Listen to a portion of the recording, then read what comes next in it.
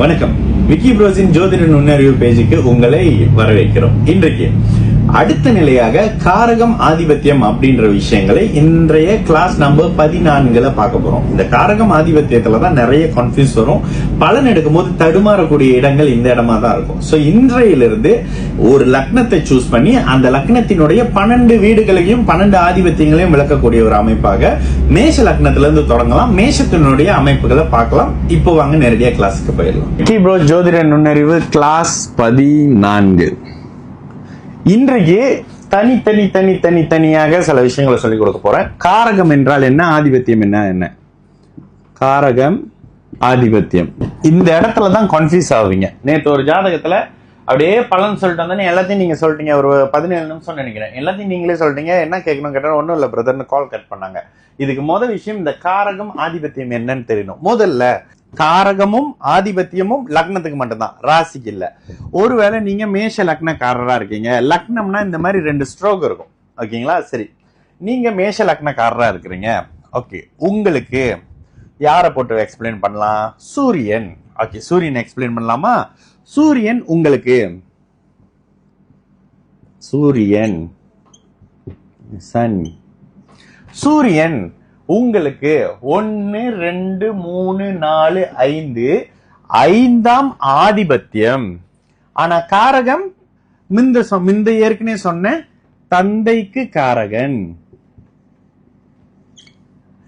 அரசாங்கத்துக்கு காரகன், தன்னம்பிக்கையின் நாயகன்,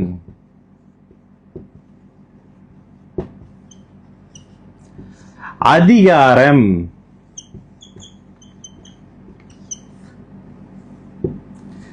ஒளி. ஐந்தாம் அதிபதி என்னத்தை கொடுக்கணும்? குழந்தைய கொடுக்கணும். குழந்தை. ஐந்தாம் அதிபதி அதிர்ஷ்டத்தை கொடுக்கணும். அதிர்ஷ்டம். ஐந்தாம் அதிபதி நல்ல எண்ணங்களை கொடுக்கணும். எண்ணங்கள் சுபத்துவமா இருந்தா நல்ல எண்ணம், கெட்டு போயிருந்தா கெட்ட எண்ணம். எண்ணங்கள். இது அவருடைய காரகம், இது அவருடைய ஆதிபத்தியம்.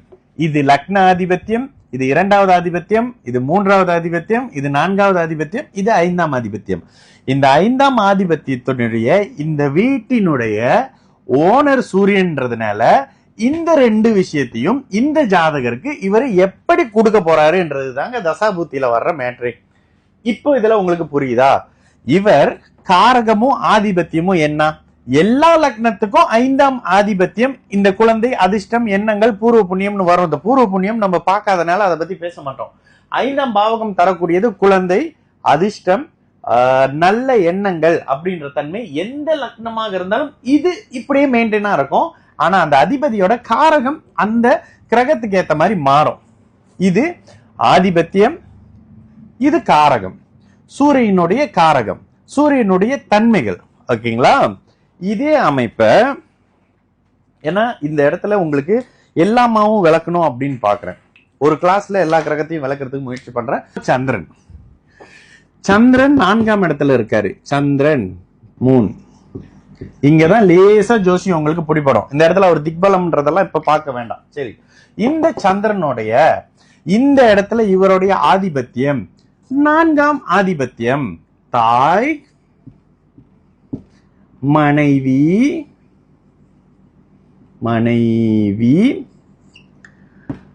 தன் சுகம். அதுல என்ன வந்துரும்? வீடு, வாகனம், கற்பு வந்துருதா? இது இவருடைய 4வது ஆதிபத்தியம். இப்போ காரகம்னு எடுக்கும் போதும் மாதா காரகன், அம்மாக்கு காரகன், மாதா காரகன்.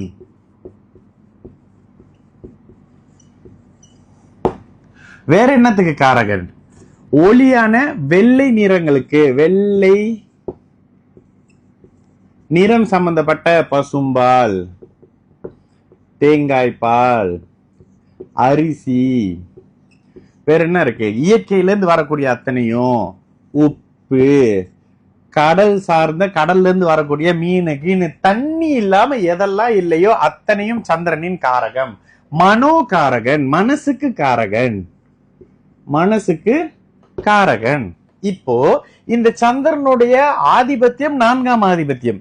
வீடு, வாகனம், மனைவி, தன் சுகம், கற்பு, படிப்பு இதெல்லாம் இவர் கொடுக்கணும். ஆனா காரக ரீதியில அம்மாக்கு காரகன், தானியங்களுக்கு காரகன், மனசுக்கு காரகன், அரிசிக்கு காரகன், பசும்பாலுக்கு காரகன்ற மாதிரியான தன்மையில காரகம் வேறு, ஆதிபத்தியம் வேறு. அடுத்ததாக செவ்வாய். இந்த லக்கணத்துல செவ்வாய் தான் மிக ஒரு ஹீரோன்னு சொல்லலாம். ஓகே, செவ்வாய, ஏன்னா செவ்வாய்க்கு 2 வீடு இருக்கு. இப்படி செவ்வாய் இருக்கிறாரு. செவ்வாய், மார்ஸ். இந்த செவ்வாய்க்கு 2 வீடு சொல்லப்படுது. ப்ரீவியஸ்ல பார்வை என்னன்னு சொன்னோம். அவருக்கு 4ஆம் பார்வை இருக்கு, 7ஆம் பார்வை இருக்கு, 8ஆம் பார்வை இருக்குன்னு சொன்னோமா. இந்த இடத்துல லக்னாதிபதி, லக்ன ஆதிபத்தியத்துக்கு ஓனர். இந்த இடத்துல அட்டமாதிபதி, அட்டம பாவகத்துக்கு ஓனர். இந்த இடத்துல ஓகே, இந்த இடத்துல இது கொஞ்சம் ஸ்பெஷல். ஏன்னா லக்னாதிபதியும் அட்டமாதிபதியும் ஒரே நபரா வருவாங்க. இந்த செவ்வாயுடைய காரகம் என்ன? உயிர் காரகம் சகோதரம், சகோதரம், ரத்தம், கட்டிடம், அதிகாரம், யூனிஃபார்ம், நெருப்பு, ஃபயர், நெருப்பு, நகர்ந்து கொண்டே, ஃபாஸ்டாக, ஃபாஸ்ட். வேற என்ன நிறைய வரும். கட்டிடம் சம்பந்தப்படுறது, சிவப்பு நிறம், சிவப்பு நிறம், நிலம். இந்த இடத்துல நிலத்தை நோன்றதானா நிலம் இவருடையது, நிலத்தை நோன்றது அவருடன் வரும். உயரமான இடங்கள், உயரமான மலை, உயரமான மலை, இது இவருடைய காரகம்ங்க. ஆதிபத்தியம், இதுல ஒரு விஷயம் சொல்லலாம். ஆதிபத்தியம் 2 ஆதிபத்தியம். ஒருவேளை லக்னாதிபதியாக இருந்தால் தனக்கு தேவையான அத்தனையும் செய்யக்கூடிய, தனக்கு தேவையான சுபத்துவமா இருந்தா ஒரு மாதிரி, பாபத்துவமா இருந்தா ஒரு தனக்கு, இது வந்து இயல்புன்னு போட்டுக்குவோமே. இயல்பான செவ்வாய் என்ன பண்ணுவாரு? அவசர கொடுக்கை, அதுல இருந்து ஆரம்பிப்போம். கோபக்காரன், அவசர கொடுக்க, கோபக்காரர், கோபம், அவசர கொடுக்க, அவசரம். வேற என்ன சொல்லலாம்? சண்டைக்காரன், சண்டை போடுவாரு, அடிப்பாரு, வெட்டுவாரு, சண்டை, வெட்டு, ரத்தம். இந்த மாதிரியான செவ்வாயோட நெகட்டிவான தன்மை இது ஆக்சுவலி இங்க இருந்தா வரும். ஆனா இங்க லக்னாதிபதின்றதுனால சொல்றேன். இதெல்லாம் இவரு தனக்கு பண்ணிக்குவாரு. லக்னாதிபதின்ற கான்செப்ட்ல,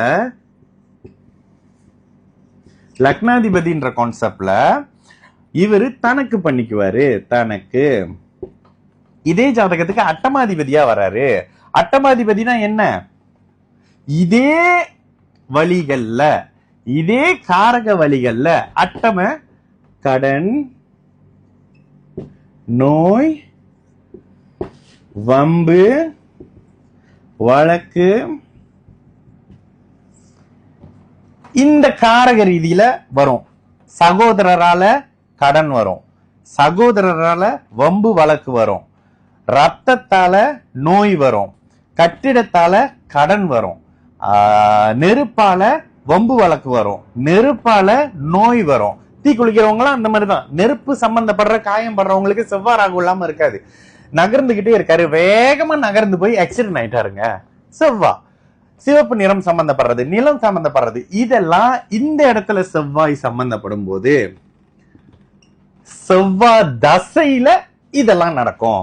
செவ்வாய் தசை வரல, இது எதுவுமே நடக்காது. செவ்வாய் தசையில 8ஆம் பாவகம் செயல்படும். முதல்ல என்ன சொன்னோம்? 8ஆம் இடம் போது இருள் அடிக்குது, விளக்கேத்த ஆரம்பிக்கிறோம், கார்த்திகை மாசம்னு சொல்றோமா. அப்ப இந்த இடத்துல இந்த 8ஆம் பாவகம் செயல்பட்டால் இந்த காரக ரீதியில் இந்த ஆதிபத்தியங்கள் செயல்படும். புரியுதா? இந்த காரகம் சகோதரர் நிலத்துக்காக கேஸ் போடுவாரு. ரத்தம் சம்பந்தப்படுற நோய் வரும். சிவப்பு நிறம் சம்பந்தப்படுற கட்டிடங்கள் சம்பந்தப்படுற உயரமான இடம் நிலம் சார்ந்த அமைப்புகள்ல உங்களுக்கு கடன் வரும். இந்த கடன் சுப கடன். அப்ப எப்படி இருந்தா அந்த நேரத்துல வரும்?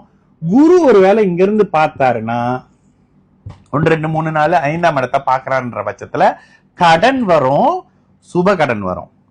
இந்த சுப இடத்துல உங்களுக்கு நோய் வர வேண்டிய அவசியம் இல்ல.